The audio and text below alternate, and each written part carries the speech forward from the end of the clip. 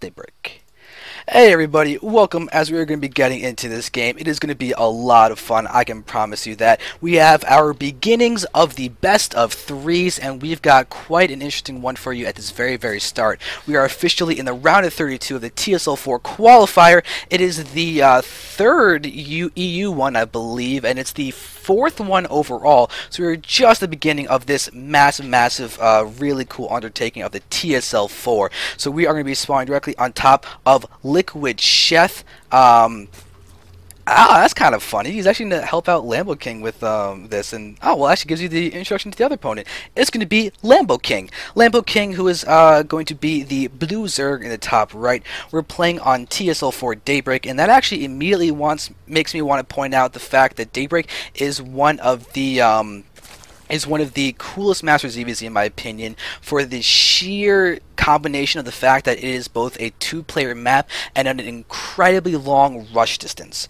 Because ZVZ, you don't really want to scout actually with your drones, you want to keep them mining, and what this kind of means is that you get a little bit of a later scout when you have a longer distance between the two players, and when you have a two-player map, you get the possibility of crazy cheeses. For example, economic 8 or 9 pool, where you actually go for a double extractor trick and you can get out a ton more either lings or drones, and theoretically you can even build a bunch of spine crawlers in your opponent's base and be incredibly aggressive. But the fact that this is such a long map actually lends itself to being beneficial to hatchery first. So if you do not actually go for a hatchery first, you can sometimes be a little bit better in that kind of a metagame, but as we can see right now, both players are going for the hatch first. However, Sheth is a lot safer, because as you can see, he threw down the 15 hatch 14 pool, so he has an opportunity to defend against a little bit more of the cheesy kind of things, while Lamboking on the other side has just gone for a 15 hatch and then a 16 pool. So he's playing a lot more greedily, and in this kind of thing, it means he's going to have a slightly better position in this game than Sheth is, at the very least for the start of this game. Because as of right now, Sheth's in no issues. He's actually going to be getting his extractor slightly later than Lamboking, but that's not going to be an issue at all, I wouldn't think. But the next thing that we're going to want to look for is their next building. Most likely it will be a baneling nest, because banelings are the most common choice right after a hatchery first, as you already have the speedling tech out. You've got the double larva production from the 2 hatches. You're going to be able to get a lot of queens, and it gives you an opportunity to be both offensive and defensive, as opposed to slow roaches, which basically force you to be defensive, as they are not as mobile, and they are a much more expensive tech tree to go down as opposed to the banelings. Plus, if you get a few baneling shots off, that's amazing. But you can choose to use the banelings either defensively or offensively, depending on where you morph them, what you see from your opponent, and chiefly if you want to use that gas or not is a very important thing to note. But as we can see, Lamboking is actually choosing to keep 2 guys in gas, which makes me think that he will be throwing down a baneling nest quite soon. Sheth, on the other hand, is keeping all 3 guys into his gas geyser, so he's going to be going for banelings actually faster than Lamboking. At the very least, if he throws it down right when he gets 50, that will be the case. As far as plans go, we see Lamboking is throwing down a spine crawler right now at his front. He is aware of Sheth's hatchery first, and Sheth is aware of Lamboking's hatchery first. So both players know their respective opponent's build, and we are seeing the mutual baneling nest going down at just about the same time. As we can see, although Lamboking is still only has the 2 guys in the gas, and Sheth is choosing to continue having 3 in his, so he'll be able to get a higher baneling count, and he actually delayed his spine crawler.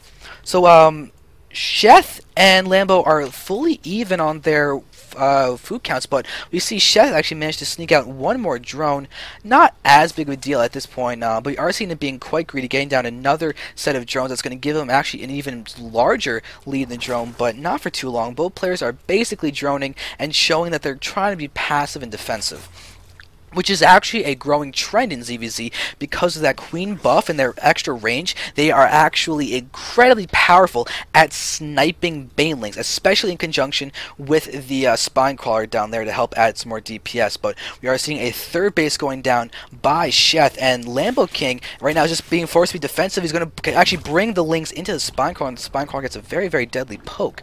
But Lambo is not going for a 3rd base quite yet. We see the Evo Chamber and double gas. On the really quick lair, he may be trying to go for mutas to do a ton of damage against Sheth. Because as we can see, Sheth is playing the sort of newer ZVZ style where you get a very quick third base and you stay basically on lings and banes at the start, and it gives you a lot of mobility, possibilities to be aggressive, and you can still be effective defensively by getting those nice couple baneling shots off or zoning the Zerglings out with your own banelings. So I really like the strategy that Sheth is going for, especially because now he's going to start transitioning out of this and going for the Evo Chamber and the Roachwarren. However, it looks like Lamboking has now scouted this third base and will immediately start attacking it with a lot of these Zerglings, and Sheth will be forced to cancel. He's going to wait till the last second or so, and there he does get that force to be canceled. It's actually going to give Lambo the opportunity to actually get this third base out, which I really like that he's doing. He's going to basically play a very similar style as Sheth, and I like that because he's going to be playing along similar patterns, but he's going to have a higher tech tree, and we're going to see Sheth is actually going to move forward and immediately see the third base of Lambo as well, and Sheth has a very key baneling. If he can actually manage to pick off a couple of those lings, that'll be, oh, he's an opportunity to get for a nice shot. He does get 4 Zerglings. Nice move, Sheth. He forces the cancel on Lamboking's third as well, and there is Sheth getting his third down once again. So we are actually shaping up to be in a very interesting ZVZ. We've got the Spire down there for Lambo. He's got a third hatch going down. There actually have a huge explosion. I heard it. I didn't really see as much that died, but Sheth has a nice lead in terms of food count. Drone count is even though, and we have Banelings morphing by Lamboking down here. Sheth's going to come in with a couple lings. That's an opportunity to hit a ton of those, and he does get a nice shot off, and he's going to be able to possibly get a ton of lings, and he does get the explosions off. And now Sheth is inside the base of Lambo. His lings are continuing running around, but he's got to deal with a lot of banes now from Lambo. We're going to see the queen from Lambo is going to get picked off by Sheth in a... never mind. The actually stays alive, and Sheth is moving around, and I am really not liking the fact that my EU account is still failing at getting... Whoa, big explosion there. But my EU account is still failing at getting the Stronger Team color mod just for the lings and banelings. It's not working. It's really frustrating me because it used to be so much easier to decipher what's going on if we had the fluorescent banelings and Zerglings of both players. Oh, that makes me sad, but it's okay, because we're going to have Lamboking getting down 11 Mutalisks. As for the anti-air of Sheth, he has an Evo Chamber, he's getting his missile attacks, and he's got a Hydra Den completed. He's going to be able to get out more Queens, he's going to be able to get out Spore Crawlers, and he's going to be able to basically zone out those Mutas.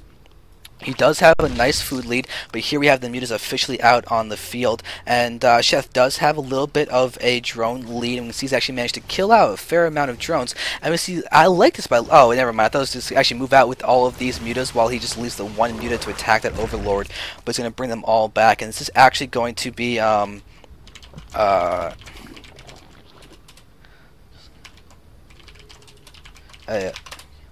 Alright, so we're going to wish Trimaster good luck as we're going to watch Sheth starting to get assaulted down here. Sheth needs to get the Hydra count up.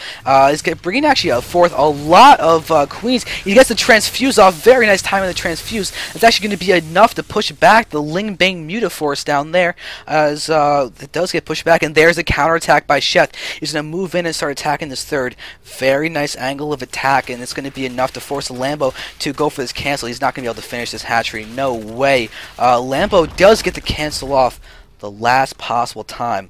Looks like the Mutas one did get taken out. We can see that Sheth's done a good job of trading, very nice job of trading, and he's managed to always stay just slightly ahead. And now we're having Ling's going to be pushing forward. This is going to be a dead queen, and it looks like Sheth is going to get a nice explosion off on some of those drones. He's actually picking off a fair amount. He's now up to killing 13 drones. These Mutas will be enough to clean up some of these Lings in there, and we see a Baneling getting wasted. Nice job by Sheth to make sure that his units are as effective as possible for as long as possible. And the big thing for Sheth is the fact that he's actually managed to contain Lambo very nicely. Lambo has not been able to use these Mutalisks for a lot of harassing. They've had maybe 2 or 3 Overlord kills. They've attacked the third of Sheth. They got pushed back by Queens, dealing no damage. And now they're going to be able to harass another Overlord.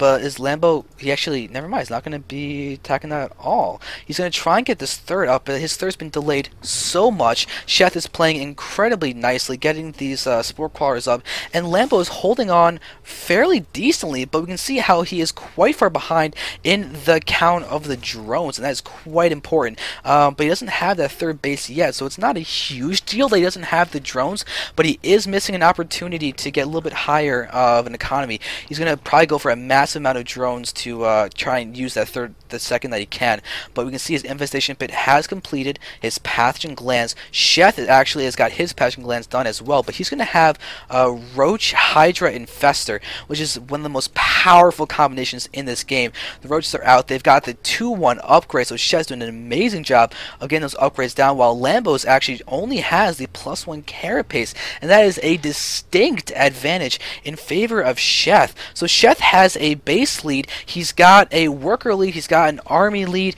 he's got a tech, I don't think he's got a tech lead. Lambo, I'm sent to say, is a tech lead because he's got mutas and infestors, but he's got to be really careful in how he uses those.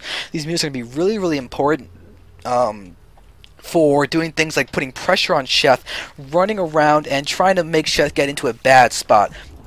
If Lambo can use those mutas to, say, force Sheth out into this area right here, and then Lambo can get this concave here while fungling there, that'll be amazing. But look at the queen count of Sheth. Massive amounts of queens. He's literally in the double digits of queens right now. He's pushing out with a ton of them, but they're going to be lagging behind as there is no creep for them to walk on. But Sheth is waiting to go for a little bit of assault, but the mutas are going to be hooking around for a possible attack down there, but there looks like they're going to be running back here. I don't know why they're running back, actually. But I guess he wants to get the watchtower. He's going to try and prevent any kind of vision from Sheth. There it is, and it looks like he's actually managed to catch off a couple of those Zerglings running by. Sheth is going to be hitting the third base of Lambo. Lambo is running around, and we are watching these 8 infestors. They could possibly force Sheth into a bad spot. If they can fungal these units in here, that'll be really important, but Lambo has a ton of overlords who actually do a great job of tanking from the Hydras and the Queens, but there we see the fungal of Lambo hitting down there. Sheth's going to respond with a couple fungals of his own. He actually manages to catch infestors with the fungal, but we see transfuses on the roaches. My god, this is going to be a really cool fight to watch and see how Sheth is going to be controlling it as we're seeing him pushing forward. There's big fungals from both of the players as they're going to be running around. The queens are attacking a lot. Those mutas are looking so bad. We're having just so much damage being done as the fungals are continuing to land. I can't even tell what's going on. Oh my god, I can't wait to get a new computer so we can actually be able to see all this stuff really easily as we're watching in. And it looks like Sheth is going to be taking this battle rather easily, and GG, well played by Lambo. And that's going to mean game number 1 is going to be going into the favor of Liquid.Sheth, because this is a best of 3. Lambo played quite nicely, but he was never really able to get that really nice engagement. The mutas were never really effective. He just got forced back. He wasn't able to do that to Sheth. He wanted to be aggressive against Sheth, because that's what you do with mutas. You harass, you delay, but Sheth played amazingly well and got the positioning. The queen management was impeccable. I mean, a 10 queen Roach Hydra push with infestor support as well, devastatingly effective. I love the fact that both players managed to delay each other's thirds for so long. Incredibly well done. I can't wait for game 2.